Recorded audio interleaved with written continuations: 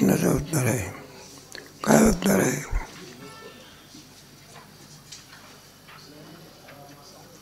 काय उत्तर आहे म्हटलं?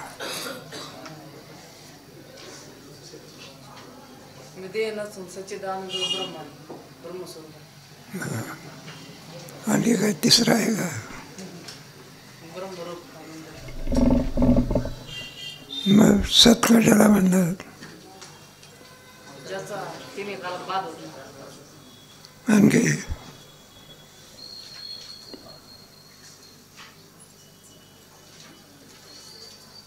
नाही सांगता येत.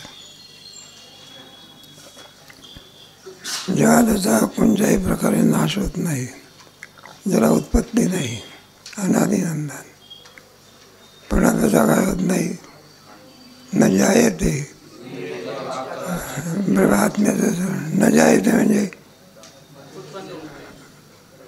जन्म होत नाही. न म्रियते म्हणजे नाश होत नाही.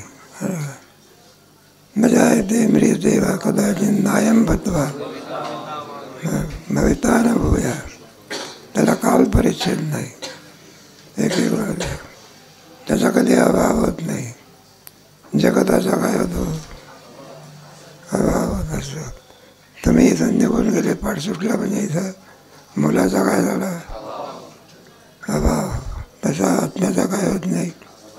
आकाशाचा कुठं अभाव आहे का? मग आकाशाप्रमाणे आत्म्याचा सुद्धा काय होत नाही. त्याच्यात परिवर्तन होत नाही. आपल्यामध्ये काय होते? परिवर्तन होते का नाही? जन्माला येतो त्यावेळेला का 3.5 हाताचा असतो का? अरे कितीचा असतो? मोजून पाहता का तू? कशा करताय?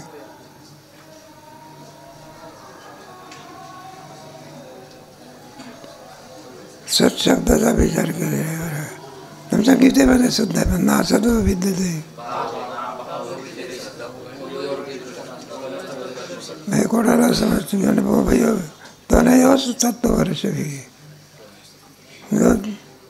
अलग आत्मज्ञानाचा दाता आहे. ज्याला ज्ञानाच्याला माहिती असते त्याची कधी निवृत्ती होत नाही. आत्म्याची निवृत्ती मांडली तर कोणता दोष येतो? कशी अनवस्था येते?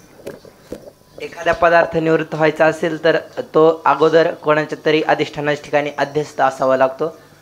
जर मग आत्म्याला अधिष्ठान जर दुसरा आत्मा मानला तर दुसऱ्या आत्म्यालाही अधिष्ठान हा तिसरा आत्मा मानावा लागेल. म्हणजे ही परंपरा आहे. ही अनव्यवस्था म्हणजे कोणताच आत्मा हा शेवटपर्यंत कोणत्या आत्म्याला अधिष्ठान ठरू शकत नाही. म्हणून त्याला कोणता अनावस्था नावाचा काय होईल? प्रसंग येईल.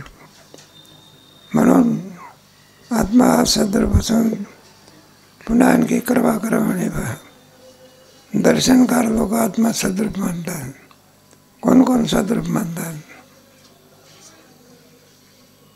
नाही दर्शनकार लोक आहे ना, नैयायिक, सांख्य, योगी, मीमांसक आत्मा सदरूप मानतात. पण किम स्वरूप मानतात? काही जडरूप मानतात, व्यापक म्हणतात. घडाप्रमाणे जड स्वरूप मानतात. काय मानतात? मग त्याचे सुद्धा खंडन केलं ना आपण जडस्वरूप आत्म्याचं. कारण हे बा आत्मा जर चिद्रूप मानला नाही त्याचं प्रकाशन करतो. बरं इंद्रिय वगैरे याचं प्रकाशन करतात, अंतःकरणाचं प्रकाशन करते. ते कार्य आहे. आणि जे जे कार्य असते ते काय? अनित्य वेगळं, जड स्वरूप वेगळं. संसार कसा आहे? अनित्य आहे का नाही? पूर्वीची धारा आता होती का? आताची धारा पुरे नाही. मग संसारातला कोणताही पदार्थ नित्य राहू शकत? अनित्य आहे. अनित्य सुखम लोकम यम प्राप्य माम भजस्व. कोणत्या अध्यात आहे? अध्यय सुख अनित्यम सुखम लोकम इमं प्राप्य. 9व्या अध्यायामध्ये जाऊया आहे ना. किं पुनर्ब्रह्मणा पुण्यभक्तारा अनित्यम सुखम लोकम इमं प्राप्य भरभरवणी बैलाने या पावशी अव्यंग अनित्य नावाचा दोष आहे कोणता. ती गोष्ट बिष्ट सांगून वेळ जाते, पण चिंतनाला दृढीकरण करत असल्यामुळे चांगले कुठेतरी असा समारंभ आणि त्याचा समारंभ आहे. म्हणजे समारंभामध्ये काय बासुंदी म्हणा पक्वान्न केलं आणि ते पक्वान्न काहीतरी पूर्वीच्या काळामध्ये अघोरी वृत्ती असते. एखादा मुलगा होण्याकरता एखाद्या माणसाचा वध करतात. काय करतात पूर्वीच्या काळातच आहे. एका वारकऱ्याला काय बोलावलं जेवायला, बाकीचे काय होते, पण वारकऱ्याच्या लाडूमध्ये काय होतं हे वारकऱ्याला काय माहिती. म्हणजे जेवायला बसल्यानंतर समोरचा माणूस चाणाक्षी होता. त्यांनी पाहिला त्या लाडूला मुंगी हे झाल्यामुळे ती मरून पडली. काय पडली? अरे म्हटलं जी आरती मुंगी खाल्ल्यानंतर काय पडते ते आरती ह्याच्यात काय असलं पाहिजे. मग त्याने शेजारच्या माणसाला विचारलं, म्हटलं का तुमच्या लाडूत आणि आमच्या लाडूत काही फरक आहे का? म्हटलं कुठला फरक आहे? तुम्हाला जे वाढलं ते. म्हटलं काही फरक आहे का? तो म्हणला मुळीच फरक नाही. मग त्याने सांगितलं, बघा म्हणायला लागले, तुमच्या लाडूचा कण मुंगीने खाल्ला तर काय होते? मरते. आमच्या लाडूचा कण मुंगी खाऊन पळून जाते. मग त्याला कळून चकलं आपल्या लाडूत काय. मग जेवायला बसतो का दादा, म्हटलं काहीच आपली वळखटी बांधली.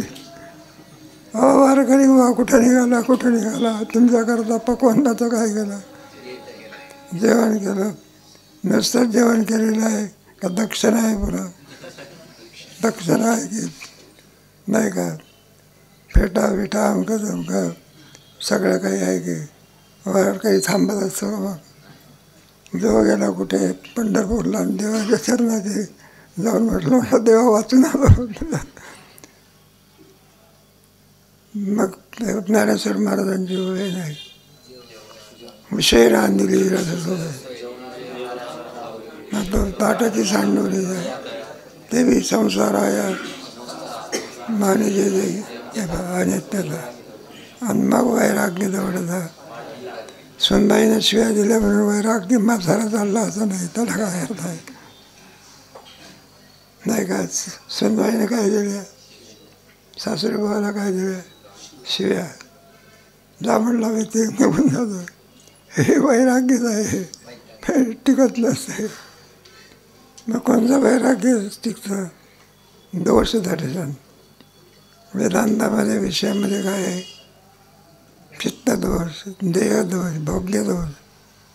या दोषाचं दर्शन असल्यामुळे विठ्ठल हे चित्त म्हणते म्हणे या दोषच माहिती नाही. विषय ओढी बोलले आणि आता याची कोण करील? जाऊ द्या.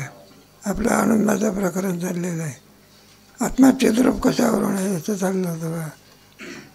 आत्माचिद्रूप मानल्याशिवाय यांचं प्रकाशन कोणीही करू शकत नाही. साखरेत गोडी आहे म्हणून पदार्थात काय होत असते? साखरेत जर गोडी नसती तर कोणताही पदार्थ घेतल्यानंतर तो घडायला लागला असता का? मग गोडी असते हे कोणाचं स्वरूप आहे? त्याचं चिद्रूपत आहे कोणाचं स्वरूप आहे? आणि त्याच्या यथादित्य कथम तेज चंद्रमसेचा नाही बा. सूर्याच्या ठिकाणी कोणाचं तेज आहे? यच चंद्रमसी याच्या अग्नव. यच चंद्रमसी म्हणजे सूर्याच्या ठिकाणी प्रकाश आहे तो उष्ण प्रकाश आहे. चंद्राच्या ठिकाणी प्रकाश आहे तो कसा आहे? आणि अग्नीच्या ठिकाणी लोक तुझ्या काळाला अग्नी दाग प्रकाश आहे. पण अग्नीच्या ठिकाणी प्रकाश आहे की नाही? रवी दीप हिरा अदृश्य दर्शन आहे. भंग आहे त्याच्यामध्ये जाऊ दे. तेव्हा चिद्रूप एका आत्म्याशिवाय दुसरं कोणीही नाही. नाही एकाचं खंडन करते मला केवळ मनाने ज्ञानरूपता प्राप्त होते हे शक्य नाही. तो काय म्हणतो? ज्ञानाचा संयोग झाला म्हणजे आत्मा काय होतो? दिवसभर का संयोग होईना तरी आत्मा जसाच्या. कारण काय, आत्मा हे जड आणि मलाही जड, जडाला चेतन करू शकत. म्हणून नैयायिकाचा जो सिद्धांत आहे ज्ञानाविषयी, आत्मज्ञानाविषयी, आत्मा आहे सद्रूप, या बाबतीत त्याचा ग्राह्य आहे. पण एक आत्मा न मानताना किती मानले, हे मत काय आहे, चुकीचं आहे. पुन्हा आत्मा चिद्रूप न मानताना काय मानलं, जडस्वरूप मानलं, याचंही खंडन आहे.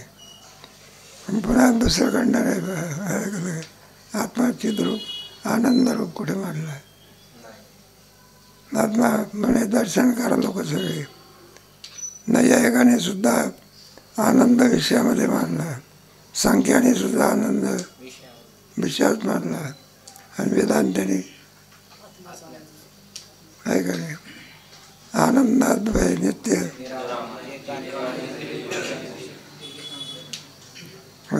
शास्त्रावर आहे, वेदांत डोळ्यात शास्त्र आहे. असंच जा. शिष्य म्हणतो, महाराज आपण सांगितले ते मला समजले. मला अजून असे वाटते की विषयामध्ये आनंद आहे. कारण इच्छित विषयाची प्राप्ती झाली म्हणजे इच्छारूप वृत्तीचा अभाव होतो. दुसऱ्या वृत्तीचा उदय झाला नाही म्हणून वृत्ती नाही. अशा निवृत्तिक मध्यस्थितीमध्ये जो आनंद होतो तो आनंद विषयाचाच म्हटला पाहिजे. तो काय म्हणतो, वृत्तीची निवृत्ती झाली आणि प्रतिबिंब पडण्याकरता काय पाहिजे, वृत्ती पाहिजे ना. वृत्तीच नाही, आरसात नाही तर प्रतिबिंब कशात पडले, भिंतीत पडते. मग निवृत्तिक स्थिती कोणची, आणि आत्मस्वरूपात नाही. विषयाची प्राप्ती झाल्यानंतर इच्छेची काय होते, निवृत्ती जर नाही तर मग आनंद आला, अशी आमची काय आहे शंका. त्या शंकेचं उत्तर पुढे वाचा. कारण सिद्धांत मतात तर वृत्ती वाचून स्वरूपानंदाचे भान होत नाही. भान होण्याकरता काय पाहिजे, आरसा असा पालथा केला तर दिसते का, मासा सरळ करावा. म्हणजे भान होण्याकरता असं आहे, वृत्तीशिवाय आत्म्याचं भान होऊ शकत. कारण भिंती आपल्या मुखाला कॅचअप करू शकत नाही, आणि ते काचेची भिंत असेल तर त्याच्यामध्ये काय पडतं, प्रतिबिंब. आणि प्रतिबिंब करता कोणाची आवश्यकता आहे, वृत्तीची. आणि विषय प्राप्त झाल्यानंतर वृत्ती नाही, आणि आनंद तर आहे. मग आनंद तो कोणाचा. आणि मध्यसंधीत वृत्ती तर नाही, अशा वेळी होणारा आनंद विषयाचा म्हटल्याशिवाय गती नाही असे मला वाटते. कोणाचा म्हणावं लागेल, विषयाचा. आमचं मी तर म्हणतो आत्मा आनंद विषयामध्ये नाही. तुमचं मत कोणतं आहे, विषयामध्ये काय नाही. आणि वृत्ती जर नाही तो आनंद कोणाचा म्हणावा लागेल, तुमचं मत काय नाही. श्री गुरु म्हणतात, इच्छारूप वृत्ती राजस आहे, त्या वृत्तीत आनंद उत्पन्न होत नाही. आनंदाचे भान सात्विक वृत्तीत होते. इच्छित पदार्थ प्राप्त झाला असता इच्छारूप अंतःकरणाची वृत्ती निवृत्त होते आणि दुसऱ्या विषयाची इच्छा उत्पन्न झाली नाही. अशा मध्यसंधीत कोणत्याही प्रकारच्या अंतःकरण वृत्तीचा अभाव आहे असे नाही. मग तो सांगायचं आहे, जरी इच्छारूप निवृत्ती निवृत्त झाली तरी वृत्तीचा अभाव होऊ शकत बरं का. निवृत्ती अवस्था प्राप्त होऊ शकत नाही. वृत्ती असतेच. काय असते, तिचे 3 प्रकार, रजोगुणी, सत्वगुणी. रजोगुणामध्ये मात्र प्रतिबिंब नाही. हलत्या पाण्यामध्ये मुख दिसत. पाणी कसं पाहिजे, तसं सत्वगुणी वृत्ती कशी असते, स्थिर. सत्वगुण वृत्तीमध्ये आत्म्याचं काय पडते, आणि रजोगुणी वृत्ती कशी असते, चंचल. चंचल ही म्हणा कृष्ण प्रमाथी पर्वतम तस्याम निग्रम म्हणजे वाय असा मोक्षायम महाभाव. म्हणलं अर्जुना तू सांगतोय बरोबर आहे. मग स्थिर नसून कसं आहे, चंचल आहे. किती चंचल आहे. सगळ्या चंचलत्वाचा राजा आहे की मग अशा चंचल मनावरती आणि तो साम्य योग कसा काय करणार आहे का? कोणत्या अध्यायामध्ये? 6व्या अध्याय. बरं, पुढे वाचा. इच्छारूप वृत्तीचा अभाव आहे हे खरे, परंतु प्राप्त जो विषय त्याच्या ज्ञानाकार झालेली वृत्ती त्या काळी आहेच. ज्ञानाकार वृत्ती सत्वगुणाचे कार्य आहे. त्या सात्विक वृत्तीत आनंदाचे भान होते. हे पहा, सात्विक वृत्ती ही आहेच की. याच्यामध्ये 6व्या अध्यायामध्ये मनाचा हे सांगितलं पाहिजे. योयम योग स्वया प्रक्ता स्वाम्य नमः एतस्याम न पश्यामि चंचलत्वात्. मन हे अत्यंत चंचल असल्यामुळे तो साम्य योग सांगितला. चंचल मनाच्या द्वारे साम्य योगाची प्राप्ती होऊ शकत. मग दुसरा मार्ग सांगितला. तेव्हा तात्पर्य कसं आहे? वृत्तीचा कधी अभाव होऊ शकत. एवढाच आहे, इच्छारूप वृत्ती नसते, पण सत्वगुणी वृत्ती असते. त्या सत्वगुण वृत्तीमध्ये आत्म्याचं प्रतिबिंब पडतं आणि त्याच्यामुळे आपल्याला आनंदाची अभिव्यक्ती वाटते. वास्तविक विषयामध्ये आनंद नाही. हाच आमचा सिद्धांत कसा आहे? अबाधित सिद्धांत आहे. विषयी सुख आहे. बरं, मानलंय त्याच्या विषय सुख पाहता आणि पुढे हिमालय पर्वत का बघ आलं विषयामध्ये परी काय की जे मूर्ख सेविता नसे. त्याचा अर्थ आहे विषयाचे जे सुख ते साधनांचे दान परी काय की जे मूर्ख. कोणत्या अध्यात आहे? पुढे. परंतु ती वृत्ती बाह्य विषयावर असल्यामुळे बहिर्मुख आहे. त्या वृत्त्याधिष्ठान साक्षी चैतन्याचा आनंद त्या बहिर्मुख वृत्तीकडून घेतला जात नाही. वृत्ती जर बहिर्मुख असेल तर आनंदाला युक्त करू शकत आहे का? 2 प्रकार, अंतर्मुख वृत्ती आणि कोणती? जोपर्यंत आहे ना बहिर्मुख वृत्ती आहे, केवळ विषयाला पाहत असतो त्यावेळेला बहिर्मुख वृत्ती. मग अंतर्मुख वृत्ती केव्हा आहे?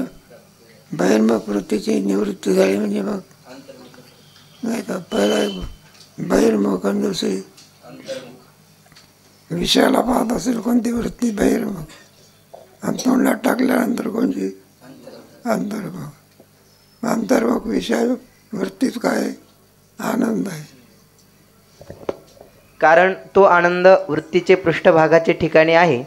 जसे मोटेचे बैल मागे सरकून विहिरीजवळ येतात, त्याच्या पृष्ठभागाकडे विहिरीत पाणी असते, परंतु त्यांची तोंडे विहिरीकडे नसल्यामुळे त्यास पाटातील पाणीच जसे पिण्यास मिळते, त्याप्रमाणे बाह्य इच्छित विषय प्राप्त झाल्यावर बाह्य विषयावर ज्ञानरूप सात्विक वृत्ती असते. आता हे मोठा पेटा संपल्या, आता इलेक्ट्रिक पंप निघाले. पूर्वीच्या काळामध्ये मोठा असायचा ना, मोठ विहीर नाडा पाणी जाते कुणाचा बघायला जाऊया कशा करता चाललंय. मग आता हे मोठ्याला लावलेल्या बैलाचे मुख तोंड कोणीकडे आहे? विहिरीकडे आहे का? समोर आहे. मग त्याला पाणी कुठलं प्यायला मिळते? ते वर आलेलं पाणी, दांडातलं पाणी मिळते. विहिरीतलं मिळते का? कारण तोंड कोणीकडे आहे. मग त्यांना विहिरीतलं पाणी नाही प्यायला मिळत. ते विहिरीतलं पाणी कुठे यावं लागते? माठात. मग ते पाणी त्यांना प्यायला मिळत. तसंच आपल्या ऐकायला लागेल विषयाच्या द्वारा, कोणाच्या द्वारा? पण तो आनंद विषयाचा नसून कोणाचा आहे? दांडातलं का पाणी असेल ना, ते दांडातलं पाणी नसून कुठलं आहे? विहिरीतलंच आहे. पुढे वाचा. त्या बहिर्मुख वृत्तीच्या पृष्ठभागाचे ठिकाणी आत्मानंद आहे, परंतु आत्मानंदाचे भान न होता ज्या बाह्य विषयावरती वृत्ती आहे त्या विषयोपहित चैतन्यानंदाचे भान त्या वृत्तीकडून होते. विषयोपहित चैतन्य आणि साक्षी चैतन्य यात भेद नाही. मला कळलेलं आहे की चैतन्याचे विभाग केलेले ते विषय समजावून देण्याकरता. एखादा आकाश असतं तुमच्या चौथ्या तरंगामध्ये एक जेव्हा ब्रह्माईक्य सांगते वेळी आकाशाचे 4 प्रकार केले. हे कोणते कोणते? घटाकाश, पुढे जलाकाश, मेघाकाश, पुढे महाकाश. महाकाश 4 आहेत का? महाकाश किती आहे? मग 4 प्रकार कोणामुळे? खरे आहेत का? वास्तव आहे का? विषय समजावून देण्याकरता केले आहे. म्हणजे जसं आहे हे सगळं. हे अमका आनंद, तो याचा आनंद, त्याचा आनंद म्हणून सांगण्याचा अभिप्राय काय आहे त्याच्यामध्ये? म्हणून आनंद किती आहे? एकच आहे. आकाश किती आहे? उपाधीमुळे भेद वाटतो. कोणामुळे? वास्तविक आनंद किती आहे? एकच आहे. पुढे विषय उपहित चैतन्य आणि साक्षी चैतन्य यात भेद नाही. दोन जरी वाटत असले तरी ते चैतन्य आहे ना, त्या चैतन्यामध्ये भेद नसून त्यालाच साक्षी चैतन्य म्हणायचं. काय म्हणायचं? चैतन्यामध्ये कोणत्याही प्रकारे भेद निर्माण नाही, तर मग सजातीय भेद बसेल. कशाचा? अरे भेद मांडला तर 2 चैतन्य आले ना. कोणता भेद बसला? हात पाय असेल तर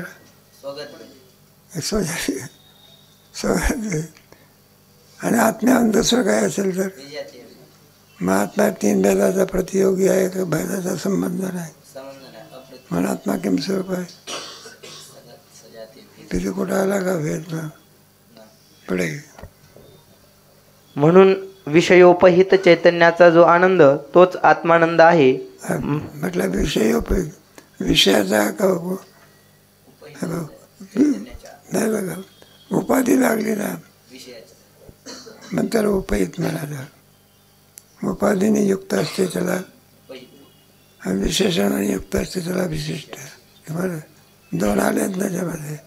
विशिष्टामध्ये किती येते की विशेषण आणि जसं उपहितामध्ये किती उपाधी आणि उपहित.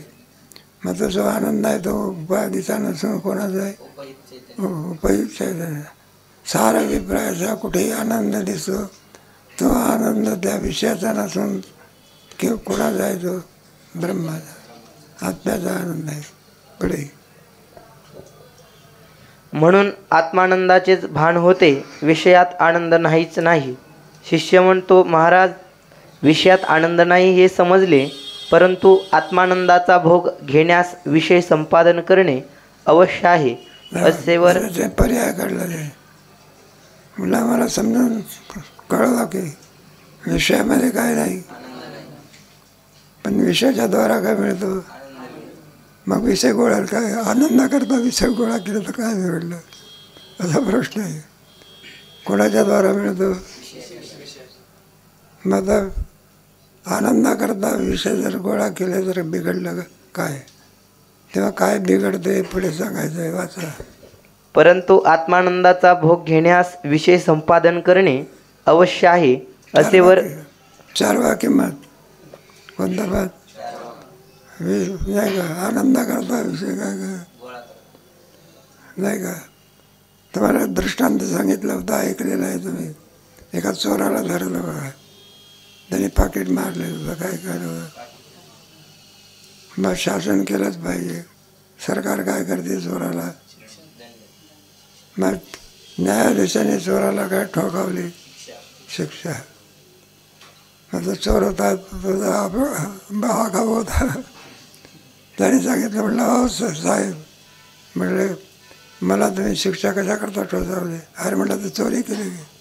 म्हटलं मी चोरी कशा करता केली? पैसा करता. आणि तुम्ही सुद्धा नोकरी कशा करता करता? तुमचं साध्य कोणतं आहे आणि आमचं साध्य काय?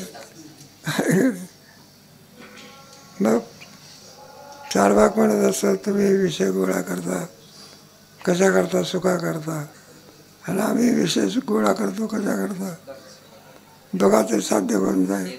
मार्ग चुकला याची वाट काय नाही का? पैसा म्हणजे कशा करता? पण विषयाच्या द्वारा नाही का? स्वातंत्र्य आहे का परतंत्र आहे? विषय एकाएकी प्राप्त होत असतात. प्रारब्ध असावं लागतं. नुसतंच प्रारब्ध असेल माझा हरीण देईल नाही का? बसूनच राहिला, नोकरी करत नाही, गावात आनंदीत असते कोणी. जरी मधुकरी असली तरी मधुकरी आणण्याकरता काय केलं पाहिजे? म्हणून प्रारब्धाला कशाची जोड पाहिजे? प्रयत्नाची. नाही म्हणलं माझ्या प्रारब्धात ज्ञानी होण्याचं नाही, झोपा काढा काही. म्हणून प्रयत्नाचा नाही का? आणि प्रयत्न करूनही सुद्धा मिळत नसेल तर प्रारब्ध लावायचा. काय लावायचं? प्रारंभित प्रारब्ध लावायचं नाही. मग पुष्कळ सहाय जाऊ दे, आपला विषयांतर होते. तात्पर्य काय सांगायचं आहे? म्हणलं हे पहा, आनंद करतात आम्ही विषय गोळा केले तर आमचं चुकलं काय? पुढे असेवर सांगितलेल्या समाधानावरून सिद्ध होते. केवळ विषयोपभोगात निमग्न असलेल्या पुरुषांनी आत्मानंद भोगण्याकरिताच आम्ही विषय संपादन करतो असे म्हणण्यास काय हरकत आहे? कारण विषयाकार झालेल्या ज्ञानरूप वृत्तीतच आत्मानंदाचे भान होते. तर म्हणलं बेकारलं काय? विषय प्राप्त झाल्यानंतर आनंदाची काय प्राप्ती होते आहे ना? इच्छेची काय होते? मग आम्ही विषय गोळा केला तर बिघडलं. पण विषय सुख आहे काय? घातक आहे काय? विषय ओढी बोलले नातायाची कोण करील? नपजय नारायणी भाव भावनी ठाव. त्याच्यामध्ये परिणाम, ताप, संस्कार, गुणवृत्ती, विरोध, नाना विषय सुखाचा परिणाम काय होत असतो? डायबिटीज असूनही सुद्धा श्रीखंड खातो. परिणाम पुढे विषयेंद्रिय संयोगात 18 अध्याय. यत्तदग्रे विषोप अमृतोपम. पण परिणाम आहे. आता परिणाम काय त्याचा? डायबिटीस असलेल्या माणसाने खाते वेळी जिभेला काय लागते? गोड लागते. परिणाम राम बोलो भाई. परिणाम नव्हता तो. परिणाम ताप. सहजासहजी विषय मिळत असतात. प्रयत्न करावे लागतात. प्रयत्न करूनही मिळत असं सांगता येत नाही. परिणाम, ताप, संस्कार, ते विषय भोगाच्या पासून तृप्ती जरी दिसत असली पण संस्कार आहे ना काय? आज श्रीखंड भरपूर काढला म्हणला पुढच्या आणि याला पंक्तीला श्रीखंडच असेल काय असेल. मग पुन्हा श्रीखंड खाण्याची इच्छा होती. याला काय कारण आहे? संस्कार. संस्काराची निवृत्ती होते का? म्हणजे विषय सुखामध्ये एक दोष आहे का? नाना प्रकारचे दोष आहे. आणि तमाकुने विषय सेवनात तर पाप सांगितलं आहे. काय सांगितलं आहे? विषयेंद्रिय संयोगात यत्तदग्रे यत्तदग्रे नाही विषयेंद्रिय संयोगात यत्तदग्रे अमृतोपम. परिणाम आहे बडे तमाकुने सुख यदग्रे शानुबंधेचे सुखम मोहन महात्मना प्रमादालस्य निद्रावे तन्निवदनादी. भारत तीन सुखाचा विचार तुमच्या त्या ज्ञानेश्वरीमध्ये 18व्या अध्यायामध्ये केलेला आहे. यदग्रे चानुबंधेचे सुखम मोह महात्मना प्रमादालस्य निद्रावे तन्निवदनादी गवते. आहे ना? दारू पिणे म्हणून सुद्धा दारुड्या माणसाला काय होते? सुख होते ना. मग पाप होते याची वाट काय? म्हणजे बुद्धी ठेवत असते का? मग ते विषयेंद्रिय संयोगात नाही ध्यायते विषयान संगस्ते शुपजायते कामात क्रोधात भवति स्मृतिवज्ञात तोच नाश हे दोष कोणामधले आहे? विषयातले दोष टाकून विषय घेता येत. श्री गुरु म्हणतात, बाबा रे, वरील आम्ही सांगितलेल्या समाधानावर हा दोष येतो. याकरिता आता उत्तम सिद्धांत सांगतो. तो असा: इच्छित विषय प्राप्त झाल्यावर दुसरी इच्छा उत्पन्न होईपर्यंत वृत्ती अंतर्मुखच असते. विषयाकार बहिर्मुख राहत नाही. या अंतर्मुख वृत्तीत आत्मानंदाचे भान होते. त्या अंतर्मुख वृत्तीच्या उत्पत्तीस इच्छाभाव हे कारण आहे. इच्छाभाव आनंदाची परिसीमा म्हणजे कोणती? इच्छेचा काय अभाव. श्रीमंत लोक असतात नाही का, त्या श्रीमंत लोकांना अमाप पैसा मिळाला मिळेल, पैसा मिळवण्याच्या इच्छेचं काय होतं? अभाव. अरे तो अमाप पैसा झाला ना, मग मिळवण्याच्या इच्छा काय जाते? गरिबाला काय करावं लागेल? इच्छा जशी ज्या श्रीमंताचा इच्छेचा काय जातं म्हटलं तर भरपूर झाला की काय झालं? इच्छेचा अभाव. इच्छेचा अभाव म्हणजे अंतर्मुख वृत्ती नाही का. सार्वभौम राजा असला त्याला सर्व आनंद प्राप्त झाल्यानंतर इच्छेचा अभाव. तत्ववेत्ता पुरुष त्याच्या इच्छेचा काय झालेला असतो? प्राप्तव्य असं म्हणे. इदमद्य मया लब्धमिमं प्राप्स्ये म्हणा, इदमस्ति इदमविदे भविष्यति पुनर्धनम नाही का. एतद्बुद्ध्वा बुद्धिमान् स्यात् कृतकृत्यश्च भारत. म्हणून आत्मज्ञान काय करते? इच्छेचा अभाव करते. काय करते? इच्छा आणि माली समूळ ज्याची ब्रह्मरस गोडी तयाची पावली. वासना निमाली, वासनेचा क्षय. ज्ञान काय करते? वासनेचा काय करते? विषय भोगाने वासना नाहीशी होत असते का वाढत असते? आहे ना. जाऊ दे पुढे आणखी. त्या अंतर्मुख वृत्तीत आत्मानंदाचे भान होते. त्याच्याकरता वृत्ती कशी व्हावी लागते? बहिर्मुख वृत्तीत आत्म्याचं काय होत नाही, भान होत नाही. त्याच्याकरता विषय काय करतात? बहिर्मुख वृत्ती काय करतात? अंतर्मुख. आणि अंतर्मुख झालेल्या वृत्तीत काय पडते?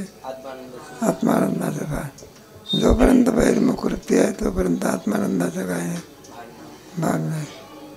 मग विषयाच्या पासून वृत्ती अंतर्मुख होते.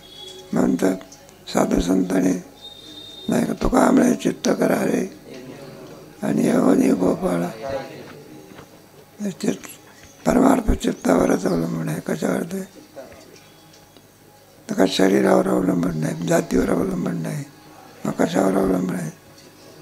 मलिन चित्त असेल तर, चित्त चंचल असेल तर हे दोष जावे लागतात.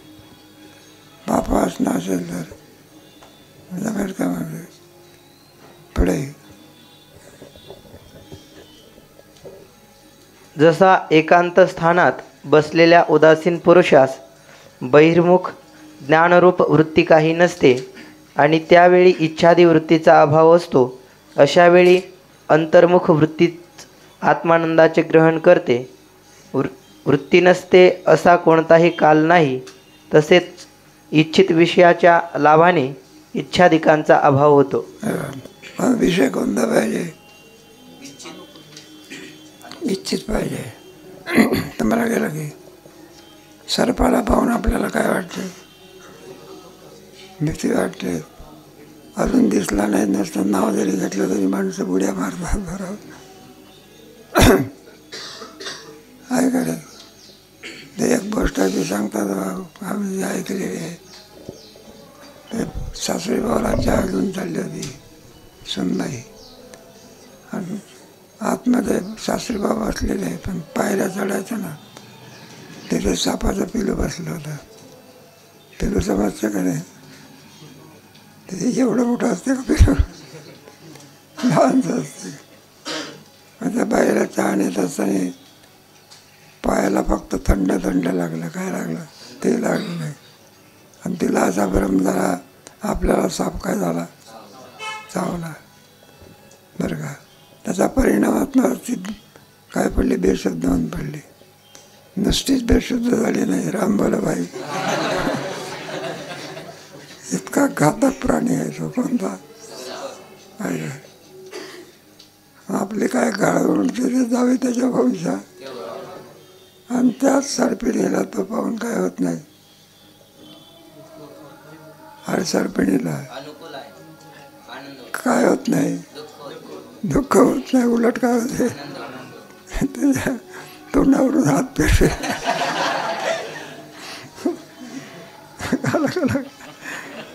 अरे वाघा अरे पाहला नाही, हे वानरीन वगैरे असते ना, ते वानरीन वानरावर पिलावर काय करते, तोंडावून सुद्धा. मी तर एक पाहिलं बघा, एक वानरी आपलं केळ असते का नाही, तिथं सोडून खात होते, काय खात आपल्यासारखे. त्याचं पिलू आलं, काय आलं, ते सोडलेलं तोंडातला घास काढला आणि कोणाला चावला. त्याला ज्ञान आहे, काय आहे ना, पण इतकं जग उद्धाराचं ज्ञान नाही, विषयाचं ज्ञान कोणाला आहे. पोटभराची अक्कल सगळ्यांना आहे, उद्धाराची अक्कल नाही. जाऊ द्या, दृष्टांत संपला आपला. कशा करता चाललेला आहे सिद्धांत लक्षात ठेवा. सिद्धांतामध्ये काय, विषयामध्ये सुख नाही, आणि भासत जरी असलं तरी विषयाचं नसून काय, हा सिद्धांत. पुढे म्हणून पदार्थ ज्ञानानंतर अंतर्मुख वृत्ती मानलीच पाहिजे. त्या अंतर्मुख वृत्तीने आत्मानंदाचे ग्रहण आणि विषयाचे ज्ञान अत्यंत अव्यवहित आहे.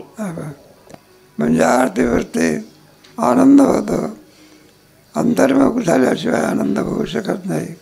आनंदाकरता तुम्हाला ती वृत्ती काय केली पाहिजे, मानलीच पाहिजे. वृत्तीच नाही तर आनंद. झोपेत सुद्धा वृत्ती आहे, सुख होते ना आपल्याला.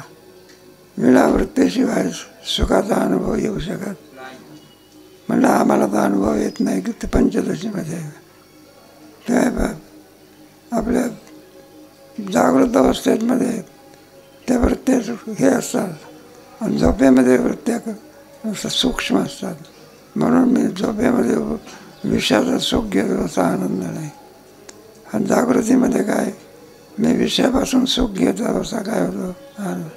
दोन याचा फरक असतो. पुढे म्हणून पुरुषांना अशी भ्रांती होते की मी विषयाचे ठिकाणीच आनंदानुभव केला.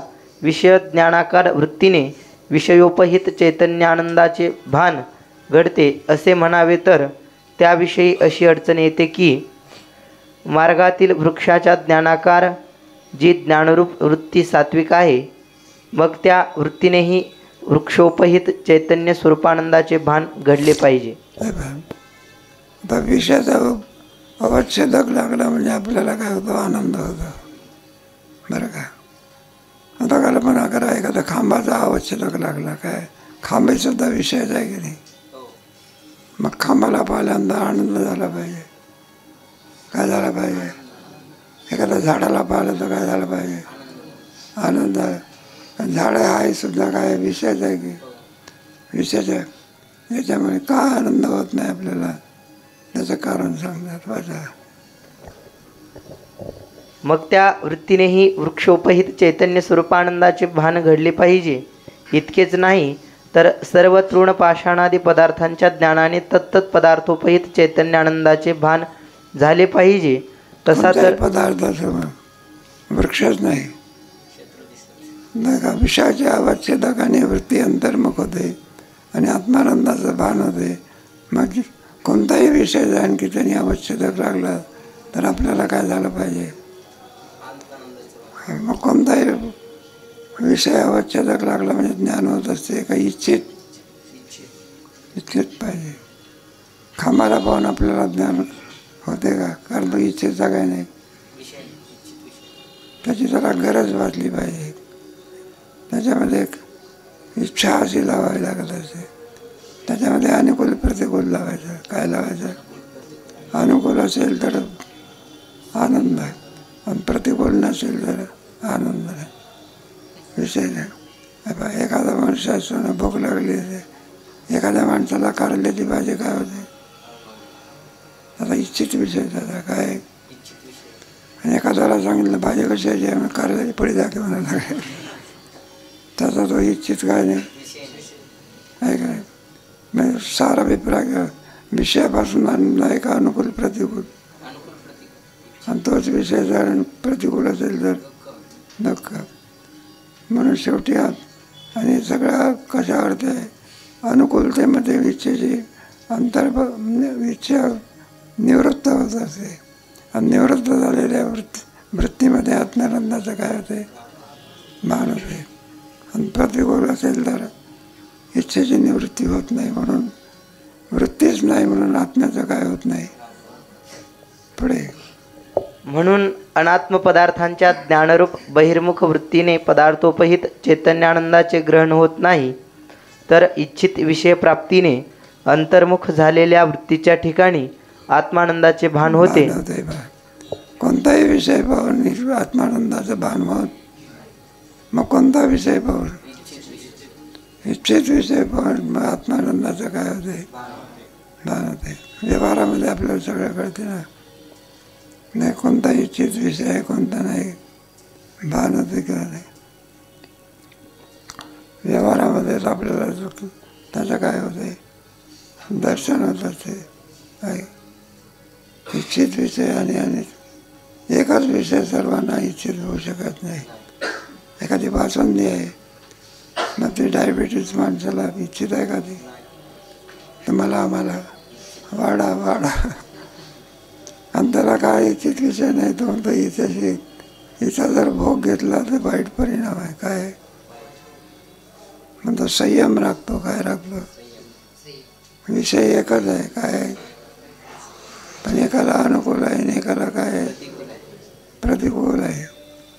कॉपी करणं एक करणाराला काय अनुकूल आहे, आणि संस्थेच्या नियमाला काय ते प्रतिकूल आहे का. परीक्षकाला अनुकूल आहे का प्रतिकूल आहे, जाऊ द्या.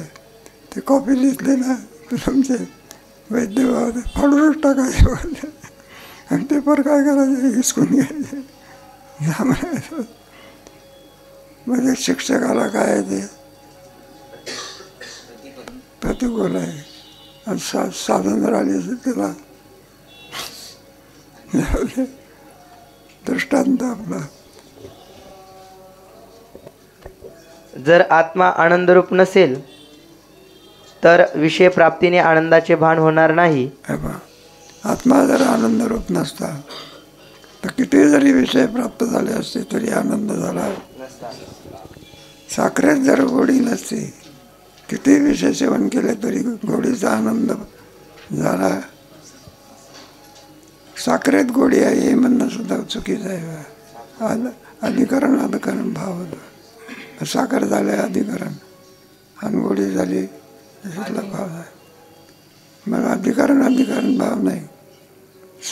गोड म्हणजे साखर, आणि साखर म्हणजे साखरेत गोडी आहे, बरोबर. त्याच्यामध्ये अधिकरण करायचे, सप्तमी नाही करायची. काय करायचे, गोडी म्हणजेच साखर ना. साखर म्हणजे ऊसातच गोडी असते असं नव्हे. प्रत्येक आंब्यात सुद्धा काय गोडी.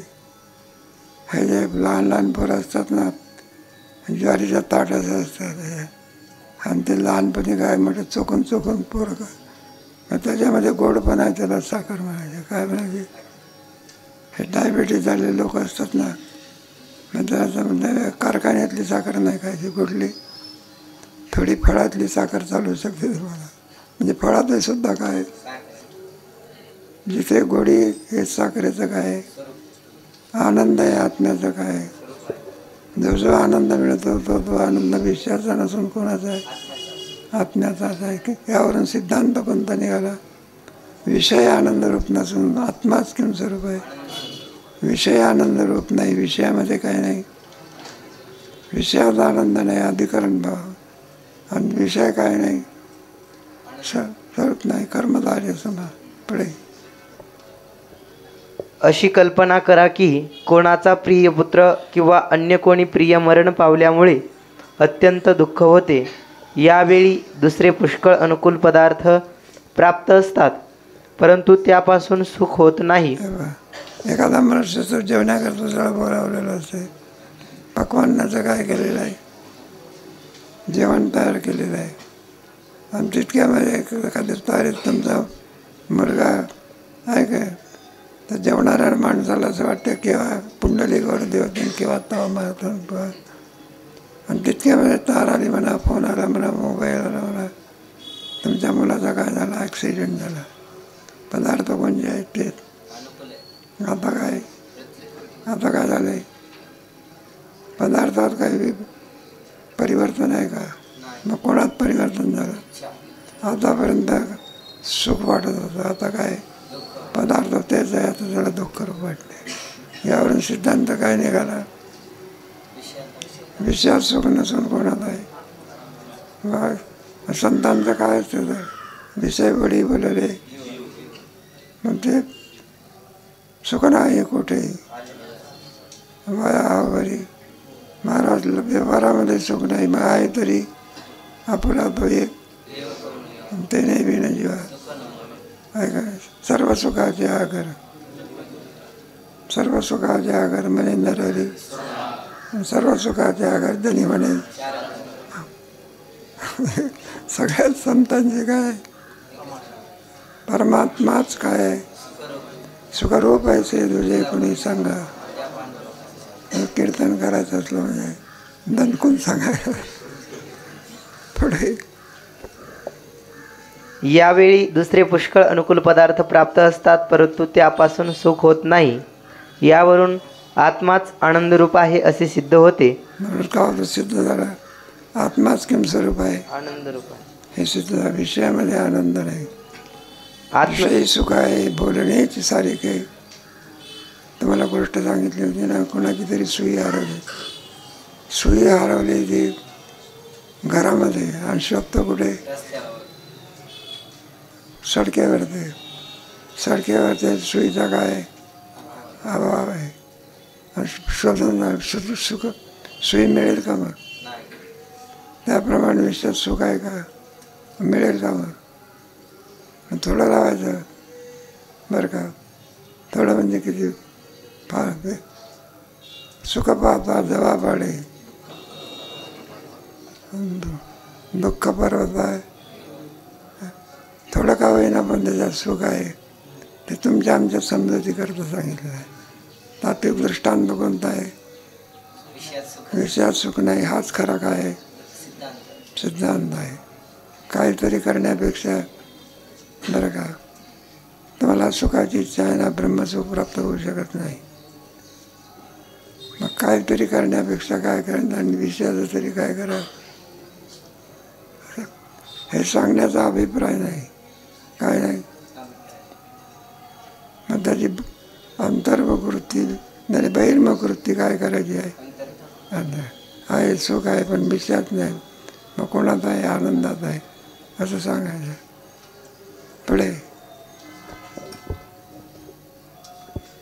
आत्मसंबंधी ज्या वस्तू असतात त्यांचे ठिकाणी प्रेम होते. अत्यंत सन्निहित वस्तूंच्या ठिकाणी अधिक प्रेम होते. या रीतीने आत्मसंबंधी दूरदूरच्या पदार्थांपेक्षा जवळजवळच्या वस्तूंच्या ठिकाणी अधिक प्रीती असते. हे बघ, थोडा सिद्धांत सांगितला. जितका जवळ पदार्थ असेल त्याच्याविषयी प्रेम असते, आणि जितका दूर असेल तितक्या प्रेमाची वाटणी होत असते. हे बघ, एखादा मनुष्य आहे आणि त्याचा मुलगा असेल, मुलाच्या मित्रावरती सुद्धा बापाचं काय असेल, पण त्याहीपेक्षा अधिक प्रेम कोणावर असेल, मुलावर असेल, आहे ना. मग जितकं अंतरंग साधन असेल तितकं प्रेमाचं काय असेल, आणि महानुभव आम्ही भूयां समिती प्रेमात्मनिक्षते, त्याच्यावर ते प्रेम अधिक राहते. दृष्टांत, एखाद्या मुलाला काही दुःख झालं तर तो विचारत असतो, का म्हणलं ॲक्सिडेंट झाला का, हो म्हणलं, पण तुमचा मुलगा सुरक्षित निघाला. काय निघाला? आणि दुसऱ्याचा मुलगा दिवस काय झाला, माझाही बाप प्रेमाचा विषय कोण आहे? कारण बाह्य मुलापेक्षा स्वतःचा मुलगा वाचला ना, अधिक प्रेमाचा विषय. म्हणून मित्रापेक्षाही बाह्य माणसापेक्षाही अधिक प्रेम कोणावर आहे? जितकं जवळचं असेल तितकं प्रेम. आत्मनस्तु कामाय सर्व प्रेम. तुम्ही जेवायचं असलं नाही का, व्यवहारामध्ये सुद्धा काही काही ठिकाणी असतं ना, ते शिधा देत असतात. काय देतात? आनंद आहे का नाही? मग शिधा देण्याच्या पेक्षा ताटच वाढवून दिलं तर अधिक आहे. कारण तांदळापेक्षाही सुद्धा भात आहे नाही का. याचं साधन कसं आहे? दूरचं आहे का जवळचं आहे? जवळच्या साधनावर प्रेम काय असते? मग आत्मा जवळचा आहे का दूरचा आहे? जवळचा आहे का स्वरूप आहे? टोपी सुद्धा कशी आहे? जवळची आहे की? मग टोपी का स्वरूप आहे का? मग आत्मा कसा आहे? गीतेमध्ये सुद्धा विषय सगळा. असे पहा की पुत्रद्वारा पुत्रमित्राच्या ठिकाणी प्रीती असते. ती प्रीती पुत्रमित्रापेक्षा पुत्राच्या ठिकाणी अधिक आहे. दुसऱ्याच्या मुलापेक्षा मित्र जरी असला तरी प्रीतीचा म्हणजे प्रेमाचा विषय आपण जर करायला लागलो, मित्रापेक्षाही सुद्धा स्वतःच्या मुलावरती काय असते? जो जितका संबंधी जास्त तितकं प्रेम पुढे. त्यापेक्षा आपल्या स्थूल शरीराच्या ठिकाणी त्या स्थूल शरीरापेक्षा सूक्ष्म शरीराच्या ठिकाणी अधिक प्रीती आहे. अधिक प्रिय आहे. स्थूल शरीर आहे की त्यापेक्षा अधिक प्रिय. कल्पना करा, एखादा दगड मारला एखाद्या माणसाने, मग तो काय करत असतो? तो दगड डोळ्याला लागू नये म्हणून असा हात लावतो. डोळा आहे कोणता? याच्यामध्ये सूक्ष्म शरीर. आणि हात कोणता आहे? तो स्थूल शरीर. लागला दगड तो कोणाला लागेल? हात. डोळ्याचा साजा. मग स्थूल शरीरापेक्षा सूक्ष्म शरीरावर प्रीती कशी आहे? अधिक आहे. पुढे पुत्रमित्रादी दूरच्या पदार्थांपेक्षा सूक्ष्म शरीर अत्यंत जवळ आहे, कारण त्यात आत्म्याचा आभास आहे, अन्य ठिकाणी नाही. अत्यंत जवळ असलेल्या पदार्थामध्ये ब्रह्माचा आभास पडत असतो. मग ते नाही सुख, अधिक सुखाला काय आहे? कारणीमध्ये आहे. स्थूल शरीरापेक्षाही तो म्हटलं का जाऊ दे, आपला पाय गेला पण वाचलो ना काय झालं. म्हणजे स्थूलापेक्षाही सुद्धा सूक्ष्मावरती प्रेम काय आहे? पुढे. म्हणून आभासद्वारा आत्म्याचा सूक्ष्म शरीराशी संबंध आहे, त्या सूक्ष्म शरीराशी स्थूल शरीराचा संबंध आहे. स्थूल शरीराद्वारा पुत्राशी संबंध आहे आणि पुत्रद्वारा पुत्रमित्राशी संबंध आहे. काय करेल? लिंग शरीरामुळे स्थूल शरीरावर प्रेम, स्थूल शरीरामुळे मुलावर प्रेम, आणि मुलाच्यामुळे मित्रावर प्रेम. अशी क्रमवार सांगितलं. काय सांगितलं? आपण नाही काय, एखाद्या कारवरती आपलं प्रेम असते की ॲक्सिडेंट झाला, माणसं वाचली पण कार काय झाली नाही का, सगळी मोडतोड झाली आहे का. मग तो बाप काय म्हणतो? जाऊ द्या म्हटलं, कार गेली तर गेली, पण पोरगा काय झाला? वाचला. म्हणजे कारपेक्षा पोरावर प्रेम कसं आहे? अधिक आहे. पुढे. या रीतीने आत्मसंबंधी पदार्थांच्या ठिकाणी प्रेम असते. त्यात जसं जसा आत्म्याशी जवळचा संबंध असेल तसे तसे त्या पदार्थांवर अधिक प्रेम असते. यावरून ज्या आत्मसंबंधाने पदार्थांच्या ठिकाणी प्रीती होते त्या आत्म्याच्या ठिकाणीच मुख्य प्रीती आहे. किती वाजले म्हणजे? 5 मिनटं आहे. बरं 5 मिनटं आहे. तुमचं नुकसान कशाला करायचं? 5 मिनटं अगोदर सोडण्यापेक्षा 5 मिनटं अधिक घेतलं तर चालतं. पुढे वाचा. ती प्रीती आनंदाविषयी आणि दुःखाभावाविषयी होते.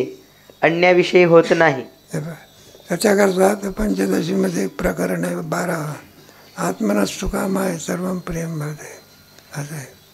आपलं जे अन्नावर प्रेम होते, कशावरती प्रेम होते ते, मग प्रारंभी अन्न हे साध्य असते, पुढे ते साधन होते. काय होते? मग आपल्या ठिकाणी अन्नावरती प्रेम ते क्षुधा निवृत्तीचं काय आहे? साधन आहे. म्हणून काय भात म्हणा किंवा काही म्हणा त्याच्यावर आपलं काय होते? प्रेम असते. साधनापेक्षा साध्यावर काय असते? अधिक प्रेम आहे. तेच जर साधन दुःखाला कारणीभूत असेल तर साधनाचा काय करतो? त्याग करत असतो. आत्मनस्तु कामाय सर्वं प्रियं भवते. स्ववर अधिक प्रेम आहे हे व्यवहारामध्ये. हे सुंदर उदाहरण 10-15 उदाहरण दिले का. एखादी बाई असली, ग्रामीण दृष्टांत नाही, ती पतीवर काय करते? प्रेम करते. असं वाटतं की या प्रेमाला आता मर्यादा नाही, काय नाही. आणि त्याच पतीला जर रोग झाला तर दुरून गोष्टी करण्याकरता तो तयार होत नाही. तर पंचदशीमध्ये का आता तो प्रेमाचा विषय राहिलेला नाही. सार अभिप्राय कशाकरता हे सगळं सांगितलं? म्हणून प्रेमाचा विषय परमात्माचा आहे. अन्य मी नसावं असं वाटत असते का माणसाला? मी असावं असं वाटत असते सद्रूप आहे. कोणत्याही माणसाला मराठी जरी इच्छा करत असली, काही काही असते ना, कोणीतरी दृष्टांत देऊन संभव आपला. एक म्हातारी, जख्ख म्हातारी होती, 90च्या पुढे वय गेलेलं होतं. चालायला लागले तणगडत असे आणि निराश्रित म्हणा, कोणाचा काय नाही. बरं, गरिबी म्हणजे अत्यंत 18-20 दारिद्र्य. अशा अवस्थेमध्ये 90 पुढच्या वर्षाच्या अवस्थेपेक्षा मोळी आणल्याशिवाय तिला उदरनिर्वाह करता येत नसे. रानामध्ये जायचं, काय आणायची ती विकायची, उदरनिर्वाह कराय कंटाळून गेली बा. काय नाही. मग एका झाडाखाली ती मोळी काय केली, टेकवली आणि ती म्हणायला लागली, म्हणलं हे यमा, तुझे लोकांचे प्राण घेऊन जातो, त्याच्यात माझं नाव नाही का? लवकर लवकर काय कर, या दुःखातून आम्हाला काय कर, नाही का? म्हणला कुठं बसलेला आहे तो, का लवकर येत नाही? ते झाड होतं कल्पतर होतं आणि ना आणखी गाराणं करता बरोबर तो या मला वा. मग विचारायला लागले, म्हणलं हे बाबा कोण आहेस तू? म्हटलं मी यमा की तो हाका मारली, मला काय येत नाही म्हणून आलो की आला काय.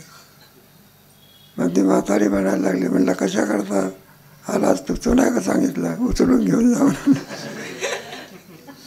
काय कर उचलून काय का? अरे म्हणला मला उचलण्याकरता नाही बोलावला तू,